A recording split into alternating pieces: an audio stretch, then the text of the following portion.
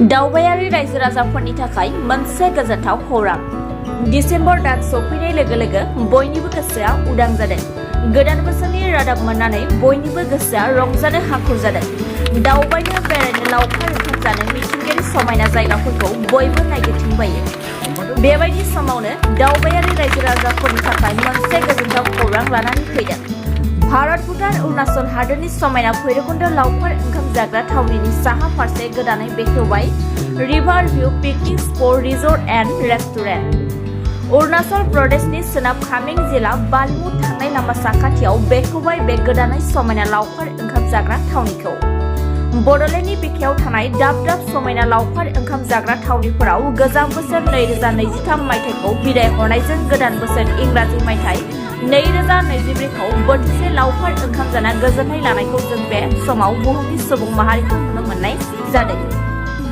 बे सुबुं रंजाथायखौ फिन समायनासिन खालामनो थाखाय भारत भुटान आरो अरुणाचल हादोरनि समायना मिथिंगायारि नुथायाबो आखाइ फोलावना बरायनो हांखुर जासिनदों। दिनै फिन मुंदांखा बड'लेण्डनि लावखार ओंखाम जाग्रा थावनि भैरबकुंडनि साहा फारसे सोनाब अरुणाचल कामें जिल्ला बालिमु थांनाय लामा साखाथियाव बेखेवबाय गोदानै river view picnic spot resort and restaurant. सानै फालांगिरि चैत्यरंजन ब्रह्म आरो खान्थाल बसुमतारी बिथांमोना। हम जो ये आपका जो रिवर व्यू पॉइंट जो पिकनिक स्पॉट है उसका मालिक को हम धन्यवाद देना चाहेगा कि हमको आज यहाँ में इनोवेशन करने के लिए चीफ गेस्ट के तौर पे बुलाया है। उसके लिए हम उसको मालिक को बहुत बहुत धन्यवाद देना चाहता हूँ। और ये रिवर व्यू पॉइंट जो है आपका ऐसे एक अच्छा जगह में है जो आपका भैरवकुंड और बालिमू का बीच में है। और जो भी अभी पिकनिक स्पॉट जो पिकनिक के लिए आएगा वो सब यहाँ में आके पिकनिक खा सकता है। यहाँ में रेस्टोरेंट भी है, जो चाहे यहाँ में खाना वाना भी सब मिलेगा। तो उसके लिए आदमी को सब यहाँ में हम इन्वाइट करता है। और ये जो हमारा जो बालिमू तो आपका बीच में जो आने का जो रास्ता है, ऊपर का रास्ता भी खराब है, नीचे का रास्ता अच्छे से बना है, रास्ता भी अच्छे से हम लोग चल रहा है। तो अभी पिकनिक का भी जो सीज़न भी आया है, तो जितना भी जो आसाम से जो पिकनिक में जो आने वाला है हम उसको यहाँ में वेलकम करता है। असम, अरुणाचल और इंडिया इंडिया अरुणाचल भूटान पहले से मतलब उसका जो गहरा संबंध है, इस विषय में आप क्या बोलेंगे? ये जो अरुणाचल और आपका जो आसाम का जो आपका जो आसाम का जो हाथों राजा था, हमारा अरुणाचल का जो गेबू कालांगपू और जो आपका लामा तानपे रेमा का समय से जो हम लोग का जो बोरो और जो मनपा जो राजा का जो आपका जो रिलेशन है वो बहुत पुराना रिलेशन है। और ये रिलेशन को हम लोग कायम रखते हुए अभी भी हम लोग बोरो का साथ में अच्छा रिलेशन बना के रखना है। तो हम लोग का जो पहले के जो राजा का समय से हम लोग का जो रिलेशन ट्रेड रूट जो उदालगुड़ी का जो हम लोग का जो मार्केट था वो हम लोग का तवांग से लेके वहाँ तो हम लोग बिजनेस के लिए आता था। तो यहाँ से जो भी आपका आसाम में जो खाने पीने का सामान को हम लोग लेके जाता था, तो वो जो आपका हम लोग उदालगुड़ी का नाम हम लोग का जो पुराना ज़माना में उसको हम लोग छोंगसा के नाम से जानता है। वो हम लोग का ट्रेड का जो है सेंटर था छोंगसा। अभी जो नया साल आ गया 2024 में आ रहा है सामने में, मतलब जो पिकनिक खाने के लिए यहाँ पे आएगा उन लोगों को आपके तरफ से क्या मिले? तो हम इसको जो भी आपका 2024 को हम जो नया साल है उसको सब मुबारक, तो new year happy new year का जो हम मुबारक देते हुए हम यहाँ में जो पिकनिक स्पॉट में जो आता है उसका मोस्ट वेलकम करता है। हमारे जो अरुणाचल में जो इतना पहाड़ का जो नदी का जो बहुत अच्छा व्यू पॉइंट है, तो जो आपका रिवर व्यू आपका पिकनिक स्पॉट जो है इसलिए हम लोग नाम रखा है। तो इसके लिए जो भी आसाम से जो पिकनिक के लिए आएगा उसका हम लोग मोस्ट वेलकम करता है। खुलुमबाय, गिबियावनो नोंथांमोनखौ बरायनानै लाग्रोनाय जाबाय। दिनै गोबां सम नाजानाय आरो माबानायनि जाहोनाव बेखिनि माबाखौ लुफुंनो हाबाय। ओमफ्राय अरुणाचलनि रायजो बे फायनागथां रायजो जोङो रायलायनानै बेखिनि जायगाखौ जों बिसिनाव बिनायाव बिसोरो बे बेफारखौ मावनो थाखाय जोंनो होदों। बेवहाय जायगायाथ' बिराद मोजां, लकेसनफ्राबो जोबोद मोजां। बिथांमोना जोंखौ सुबिदा होनायलाय जों अरुणाचलजों लोगो नांनानै बयबो बिदा फंबाय बायदि थालायलायनानै जोङो मोनसे बिजनेस खालामनो होननानै, जिहेतु बे आसाम आरो अरुणाचल बर्डार जाबाय नालाय, बेखौनो जोङो बिजनेस थिक खालामनो होननानै बिथांमोनजों बिदा फंबाय बायदि उनसिमबो थालायलायगोन। बिदिनो बेफार मावलायलायनानै जोङो जोंनि उदालगुरि रायजो बा आसामनि रायजो अरुणाचलनि रायजो बयबो बिदा फंबाय हिसाबै बेरायलायनाय, बिसोरबो जोंनाव थांगोन, जोंनाव बेरायफैनानै बिदि मोजां जायगाफ्राव बिदिनो एसे रेस्टुरेन्टफ्राव बेरायफैनो हागोन। मोजां लकेसन, पलिउसन फ्रि, बेहाय जेबो पलिउसन गैया, दावराव दावसि गैया। नोंथांमोना फै, बयबो रायजो राजाफोरखौ हांख्रायनाय थाबाय बेहाय फैनानै एसे फेमिलि रेस्टुरेन्टबो दङ फेमिलि रेस्टुरेन्ट गथ' गथाय गेलेग्रा जों बानायथ'नो हायाखै बानायगोन ओमफ्राय मानसि थानो हानायबो बानायदों सोरबा टुरिजम फैबा बा जोंनि लकेलनि मानसिफ्राबो बेरायनो फैबा मालाबाफोर हरफोर थालांनो हानाय बिनि गुबै थावनि जिथु नोंथांनि बे नैबे रिजर्टनि गुबै थावनिया बबेयाव बियो गुबै थावनिया जाहैबाय अरुणाचलनि वेस्ट कामें डिस्ट्रिक्टनि फाइनाकथां होननाय जायगा बे बालिमु होननाय बालिमु जायगायाव दङ बेयो धोनस्रि जोंहा बे माबा सुइस गेटखौ बारनानै मात्र सुइस गेटनिफ्राय भैरबकुन्द सुइस गेटनिफ्राय 500 मिटार ओरैजाय फैबानो बेयाव बेखौ साहा गाले फैबा बेखौ मोनगोन आरो जायगाखौ बारा गोजान नङा सुइस गेट भैरबकुन्द मेन सुइस गेटनिफ्राय 500 मिटार हाबफैबानो बे जायगाखौ मोनगोन दै सेर सेर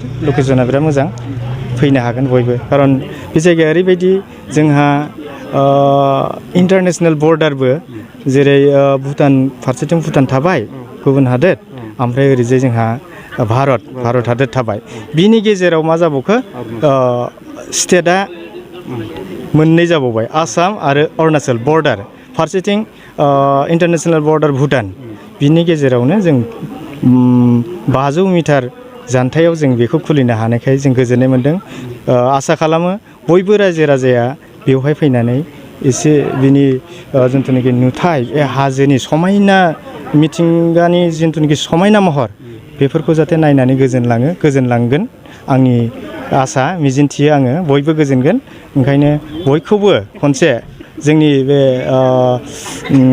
रिभार भिउ पिकनिक स्पट ओमफ्राय रेस्टुरेन्ट ओमफ्राय रिजर्ट बिदि नाम होदों आरो समाथ' जों नाजादों मा गासिबो जिखुनु टाइमावनो बयबो फैनानै मोनजानायखौ जों बेखौ नाजादों खारन दावबायारिफोरबो फैयो एखमबा हर थालांनो नागिरो बा ओंखाम ओंख्रि नागिरोबो हराव मोना जोंहा बेहाय अपेन जाया हरबाथाय बन्द जाजोबो खाथि खाला भैरबकुन्दआवबो खिन्थु जोंनाव बेवहाय हरनि मोनजानाय बेबस्थाबो खालामनो नागिरदों जायनो फैयो अर्डार होनानै जानो हागोन बेखौनो जों होनो नाजादों आरो बेफोर जानो थानाय लोंनाय बेफोरबायदिया जोंनाव एलाउ गैया जोंनाव फेमिलि रेस्टुरेन्ट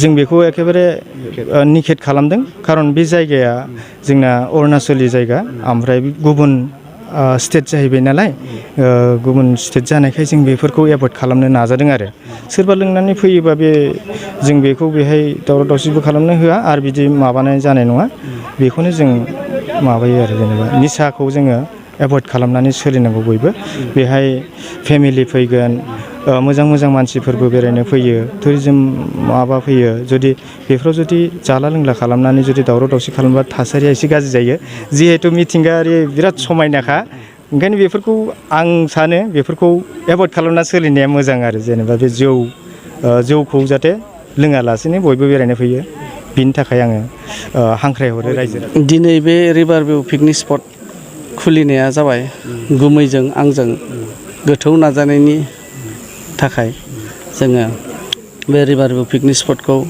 खुलिनाय जादों जाहाथे गुबुन पिकनिक स्पटआव रायजोफ्रा गिदिंहैनानै पिकनिक जाहैनानै गोजोननाय मोनो थिग बिदिनो रायजोनि थाखाय जोङो बे रिभार भिउ पिकनिक स्पटआव जाफैनो हानाय बायदि गोजोननो हानाय बायदि बे पिकनिक स्पटखौ जोङो खुलिनाय जादों आच्चा जों नुदों नैबे जिथु रिभार भिउ पिकनिक स्पट बेनि नुथाया खोब मोजां आरो बेखौ बांसिनै मोजां खालामनो थाखाय नोंथांमोननि नाजानाया माबायदि थागोन जोङो बेखौ जेसेबां हायो मोजां खालामनो नाजागोन आरो जोंनि बे रिभार भिउ पिकनिक स्पटखौ जोङो मोजाङैनो दैदेनलांगोन आरो मोजाङैनो खालामलांगोन देग्लायनो गिबि नामा देग्लायनो गिबि आरो दिनैनो फार्स्ट दा जुदि गुबुन थावनिफ्राय जुदि फैयोब्ला बिथांमोना मालानिफ्राय फैनो हागोन बेयाव दिनैनिफ्रायनो फैनो हागोन गुबुन जायगानिफ्राय जेसेबां आलासि फै जेसेबां पिकनिक जाग्रा रायजोफोर दङ बिसोरो बेयावनो जोंनियावबो गोजोननायखौ लाफैनो हागोन जोंनि बे picnic प्लेसआवबो river view picnic स्पटआवबो picnic जाफैनो हागोन आरो गोजोननायखौ लानो हागोन बेबायदि खाथियाव बेबायदि समायनासिन जायगा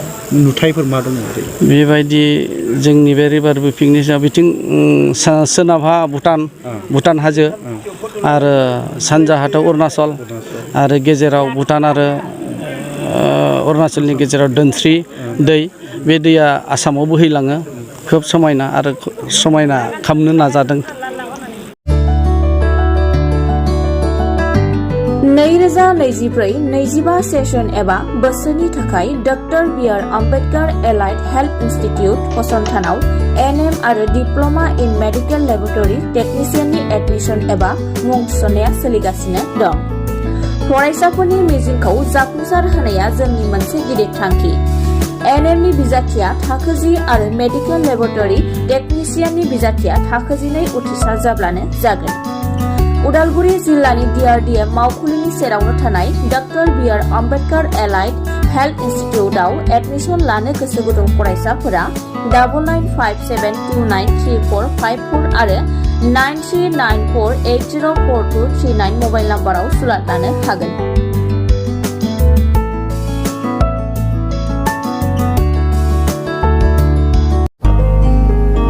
A good news message to all that at Udalguri District Headquarters near DRDA office, Dr. B.R. Ambedkar Allied Health Institute, admission for first semester A&M courses, auxiliary nurse midwife, and diploma in medical laboratory technician courses are going on for the year 2024-25. The qualification of A&M is matriculate and DMLT diploma in medical laboratory technician is higher secondary pass. Hurry up for admission and call to this number 99572 93454 and 93984 04239.